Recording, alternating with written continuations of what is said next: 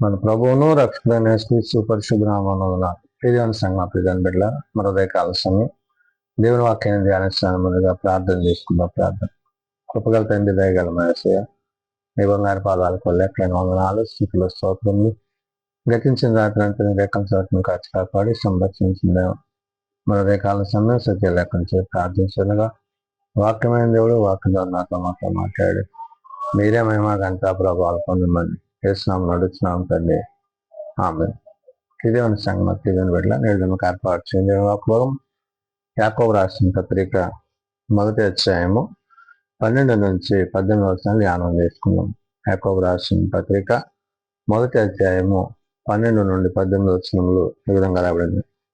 శోధన సహించువాడు ధన్యుడు, అతడు శోధనకు నిలిచిన వాడై ప్రభువు తన్ను ప్రేమించు వారికి వాగ్దానము చేసిన జీవ క్రీటము పొందును. ప్రియదేవుని సంగమా, ప్రియదేవుని బిడ్డలారా, భక్తుడైన యాకోబు శోధన ఓర్పును బట్టి పుట్టినదని, ఆ శోధనను జయించగలిగిన వాడు దేవుని రాజ్యాన్ని స్వతంత్రించుకోవాలని తెలియజేస్తున్నాడు. శోధన అనేది అపవాది చేత కలిగేది. మనము అపవాది చేత శోధింపబడుతూ దేవుని యొక్క నీతికి దూరం అవుతాం. కాబట్టి ఇక్కడ శోధనను గురించి, ఆ శోధనకు తగిన పరిస్థితులను గురించి యాకోబు అంటున్నాడు.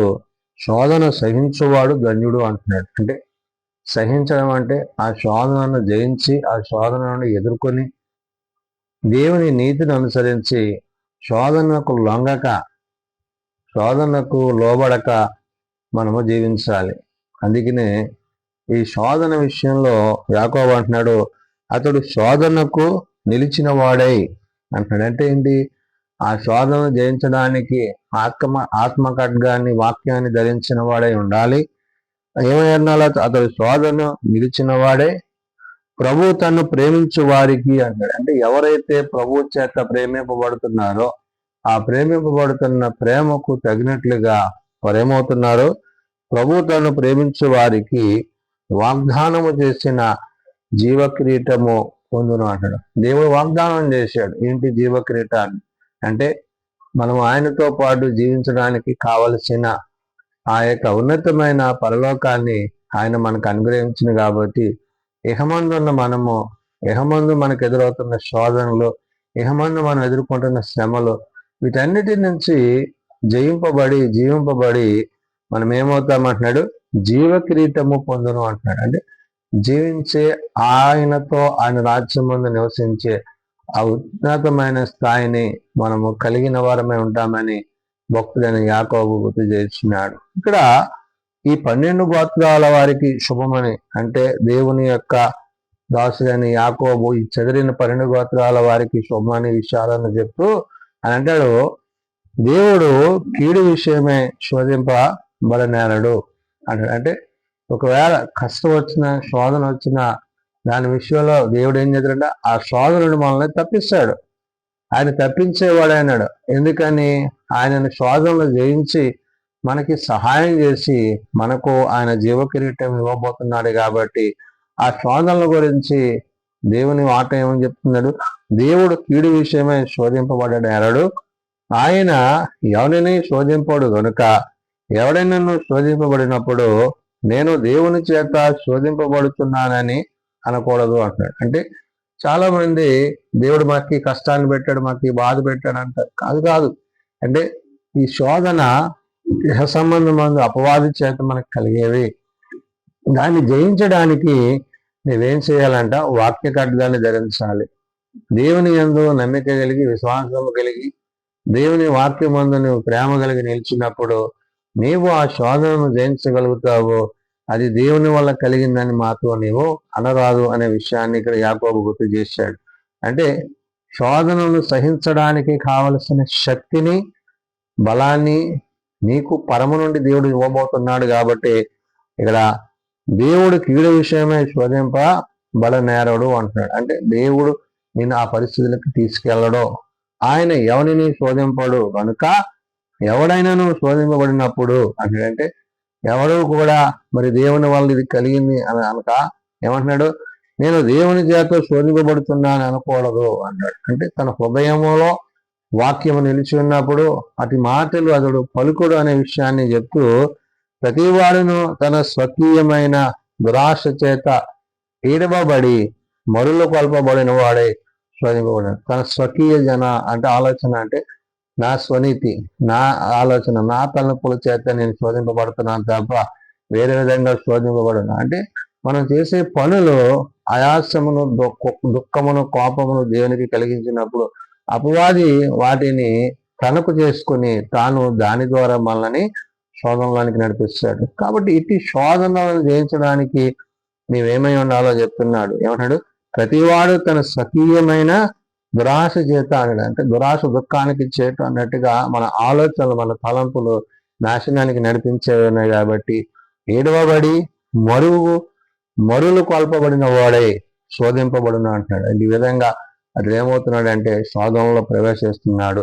దురాశ గర్భమును ధరించి పాపమును కనగా పాపము పరిపక్వమై మరణము కనున్నాడు. ఈ దురాశ ఎక్కడ తీసుకెళ్తుంది? దుఃఖానికి. ఆ దుఃఖం ఎక్కడ తీసుకెళ్తుంది? మరణానికి. అంటే నువ్వు శోధింపబడిన తర్వాత నిన్ను మరణానికి అప్పజెప్పే వరకు కూడా అపవాది నిన్ను వెంటాడుతాడు. కాబట్టి అపవాదిని, శోధనను జయించడానికి నువ్వేమయ్యాలా? దేవుని యొక్క వాక్య ఖడ్గాని, ఆత్మ ఖడ్గాని, విశ్వాస జీవితాన్ని కలిగి ఉండాలి. కాబట్టి ఇక్కడ యాకోబు చెప్తున్న మాట, దురాశ గర్భమును ధరించి పాపము కనగా అనేది. పాపం ఏమవుతుంది? నాశనానికి నడిపించి విశ్వాసంలో నుంచి నిన్ను మరణానికి నడిపింపజేసేది. కాబట్టి పాపము పరిపక్వమై మరణము కనును అంటే, మరణం అంటే జీవము లేని వారిగా అయిపోతాము. అంటే మనం జీవించాలని దేవుడు మనకు ఉంచాడు. ఆయన జీవ కిరీటానికి ఆయన ఇవ్వడానికి ఇష్టపడుతున్నాడు. ఆయన ఇచ్చే జీవకిరీటం పొందాలంటే శోధనలో సహించాలి, శోధనలో జయించాలి, మరణాన్ని జయించాలి. మరణపు ఒళ్ళు విలిచిన క్రీస్తుని నువ్వు కలిగి ఉండాలి.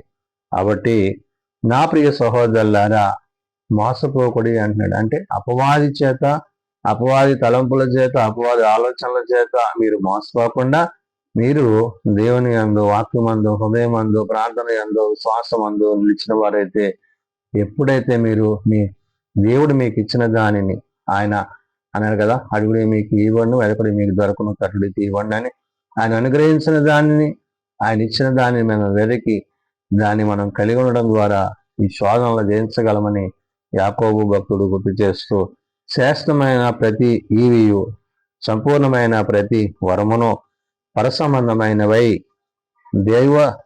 ఏమంటాడు? జ్యోతిర్మయుడగు తండ్రి యొద్ద నుండి వచ్చును. ఆయన యందు ఏ చంచలత్వమైనను, గమనాగమం వలనను కలుగు ఏ ఛాయనను లేదు అంటున్నాడు. కాబట్టి పరము నుండి వచ్చే ప్రతిదీ కూడా ఆశీర్వాదమే తప్ప, దీవెనే తప్ప శోధన కాదు. కాబట్టి ఇహమందున్న మనము పరమందు దేవునిని ఆశ్రయించినప్పుడు, అందుకనే మనం పరలోక ప్రార్థన చేసినప్పుడు, పరలోకమందున మా తండ్రి నీ నామము పరిశుద్ధపరచబడు. కాబట్టి అపరిశుద్ధమైన మనము ఆయన నామాన్ని పరిశుద్ధపరచి, ఆయన నామాన్ని బట్టి పరిశుద్ధత కలిగిన వారమై ఉండాలని యాకోబు గుర్తు చేస్తున్నాడు. అందుకనే అంటున్నాడు, శ్రేష్టమైన ప్రతి ఈవియు, సంపూర్ణమైన ప్రతి వరమును అన్నాడు. ఈ అంటే దేవుడిచ్చిన ప్రతి ఈవులు, వరాలు, స్వస్థతలు, అద్భుతాలు, ఆశ్చర్యకాలు ఇవన్నీ కూడా దేవుడు మనకి మానవుల మేళను ప్రేమించి మనకు ఆయన అనుగ్రహించాడు అనే విషయాన్ని చెప్తూ, పరసంబంధమైనదై అంటున్నాడు. అంటే పరలోక సంబంధమైనదైన దానిని బట్టి ఏమన్నాడు? జ్యోతిర్మయుడకు తండ్రి యొద్ద నుండి వచ్చినాడు. తండ్రి యొద్ద నుండి మనకి ఇవన్నీ కూడా అనుగ్రహింపబడ్డాయి. కుమారుని ద్వారా రక్షణ మనకి కలిగింది. నీవు ఆ యొక్క జీవ కిరీటాన్ని పొందుకోవడానికి అర్హత కలిగిన వాడవై ఉన్నావనే విషయాన్ని చెప్తూ, ఆయన యందు ఏ చంచలత్వమునైనను, గమనాగమనైనను కలిగి ఏ ఛాయనను లేదు అంటున్నాడు. కాబట్టి క్రీస్తుని బట్టి, క్రీస్తు ప్రేమను బట్టి, తండ్రి అనుగ్రహించు వాటిని బట్టి, పరసంబంధమైన వాటిని బట్టి ఇహమందు మనము నిత్యము జీవిస్తూ ఆ జీవము కలిగిన దేవుని సన్నిధిలో నిలిచేవారమై ఉండాలి. చివరిగా అంటాడు, అయినా ఆయన తాను సృష్టించిన వాటిలో మనము ప్రథమ ఫలముగా ఉండనట్లు సత్యవాక్యము వలన మనలను తన సంకల్ప ప్రకారము అనెను అంటాడు. సత్యవాక్యము, సత్యం అనగా క్రీస్తు, వాక్యం అనగా తండ్రితో కుమారునితో నేడు ఆదరణకర్త అయిన పరిశుద్ధ ఆత్మ చేత మనం నడిపింపబడుతున్నాం. కాబట్టి నేడు మనము ఆ త్రిత్వంలోని ఏకత్వాన్ని కలిగి తండ్రి, కుమార, పరిశుద్ధ ఆత్మల యొక్క మరి ఏకత్వాన్ని మన హృదయాలలో వాక్యం ద్వారా, విశ్వాసం ద్వారా, శోధనల జయంతి ద్వారా మనము కలిగిన వారమై ఉంటామని పరిశుధాత్మ దేవుడు గొప్పైన యాకోబు ద్వారా తెలియజేశాడు. అందుకని అంటాడు, ఆయన తాను సృష్టించిన వాటిలో మనము ప్రథమ ఫలముగా, అట్లే సృష్టి యావత్తులో దేవుడు మనల్ని ప్రథమ ఫలంగా వచ్చాడు కాబట్టి మనమే ఆయనకి బహుమానమై ఉన్నాము. కాబట్టి ఆ బహుమానాన్ని, ఆ జీవకిరీటాన్ని మనం పొందేవారిగా ఉండాలి. కాబట్టి సత్యవాక్య వలన అంటాడు. ఈ సత్యం అనే వాక్యము మనల్ని ఏం చేస్తుందంట, మనలను తన సంకల్ప ప్రకారము కనిన అంటాడు. ఏ వాక్యం అయితే ఆది ఎందు ఉండేనో ఆ వాక్యము మనల్ని నేడు బ్రతికిస్తుంది. కాబట్టి వాక్యమైన దేవుడు తన వాక్యం ద్వారా నిన్ను నన్ను స్థిరపరిచి, బలపరిచి, నిన్ను నన్ను శోధన నుండి తప్పించి ఆ నిత్యరాజ్యానికి స్వతంత్రులను చేయనని, ఆయన రాకడకు తగిన సిద్ధపాటు నేడు మనం కలిగి ఉండాలని పరిశుధాత్మ దేవుడు తెలియజేసిన మాటలు ప్రార్థన చేసుకున్నాం. ప్రేమగల తండ్రి, దయగల ప్రభువా, కృప కలిగిన మా యేసయ్య, అవును నాయన, శోధనలను సహించుటకు కావలసిన శక్తిని, బలాన్ని, జ్ఞానాన్ని, అయా నీ వాక్య ఖడ్గాన్ని మేము ధరించటకు సహాయం దయచేయండి. ప్రేమ, సంతోషము, సమాధానము, దీర్ఘశాంతము, ఆశా నిగ్రహము, ఇవన్నీ నాయన మీరు మాకు అనుగ్రహించారు. పర సంబంధమైన వాటి యందు మనస్సు కలిగి, భూ సంబంధమైన వాటి యందు మనస్కరించక, నీ యందు, నీ వాక్యం అందు నిలిచి, నీవు అనుగ్రహించి జీవ కిరీటంలో పొందుటకు నీ సహాయం దయచేయండి. బలహీనలను బలపరచండి, రోగులను స్వస్థపరచండి. హాస్పిటల్స్ వద్ద, ఇండ్ల వద్ద పడి ఉన్న వారిని ముట్టి లేవనెత్తండి. చిన్నబిడ్డలు, యవనులు, పెద్దలు, వృద్ధులు, ప్రతి వారిని తరగతులు చొప్పున ఆశీర్వదించి దీవించండి. ప్రభు, మా దేశాన్ని మమ్మలను ప్రేమించి మాకు ఇచ్చిన యొక్క స్వాతంత్ర్యము ప్రతి వారము కలిగిన వారమే. ఈ స్వాతంత్ర్యము చేత మరింత స్వతంత్రులుగా నీ అందు జీవించుటకు నీ సహాయం దయచేయమని యేసునామమున అడుగుచున్నాము తండ్రి, ఆమేన్. పరలోకమందున మా తండ్రి, నీ నామం పరిశుద్ధపరచబడుగాక, నీ రాజ్యం వచ్చుగాక, నీ చిత్తం పరలోకమందు నెరవేర్చినట్లు భూమి మీద నెరవేరుగాక. మా దినాలు మాకు దయచేయం. మరలా ప్రార్థన చేసిన వారిని మేము క్షమించిన ప్రకారం మా ప్రార్థనలను క్షమించాం. శోధనలతో ఏకాదశిని తప్పించును. రాజ్యము, శక్తి, మహిమ నిరంతరము నీవే తండ్రి, ఆమేన్. మన పరమ తండ్రి అయిన దేవుని ప్రేమ, ప్రభువైన యేసుక్రీస్తు కృప, ఆత్మకర్త అయిన పరిశుద్ధాత్మ సహాయము సదా తోడే ఉండి సంరక్షించునుగాక.